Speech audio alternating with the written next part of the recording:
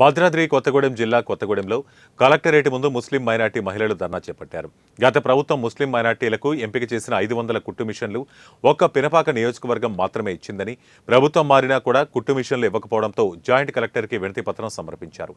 రానున్న కాలంలో కలెక్టర్ స్పందించి సకాలంలో కుట్టు మిషన్లు అందించాలని విజ్ఞప్తి చేశారు.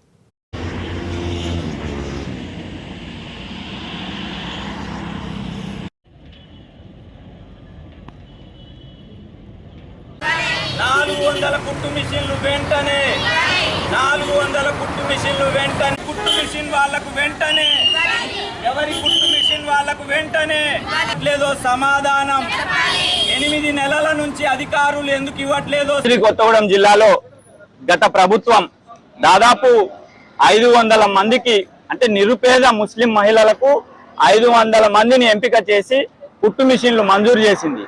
అంటే దాంట్లో ఒక పినపాక నియోజకవర్గం మినహా మిగతా కొత్తగూడెము, అశ్వారావుపేట, భద్రాచలము, ఇల్లెందు 4 నియోజకవర్గాల్లో 400 మిషన్లను పంపిణీ చేయకుండా అధికారులు నిర్లక్ష్యంగా ప్రభుత్వ కార్యాలయాల్లో పెట్టుకొని వాటిని లబ్ధిదారులకు ఇవ్వడం లేదు. మేము దాదాపు అనేక సార్లు పత్రికా ప్రకటనలతో పాటు ముస్లిం మైనార్టీ సంఘాలు అనేక మంది అధికారులకు, ప్రజాప్రతినిధులకు విజ్ఞప్తి చేస్తున్నప్పటికీ కూడా ఆ మిషన్లు ఇవ్వడానికి ఆలోచన ఎందుకు చేయట్లేదని చెప్పి సేవ్ కొత్తగూడెం సేవ్ మున్సిపాలిటీగా అడుగుతా ఉన్నాం.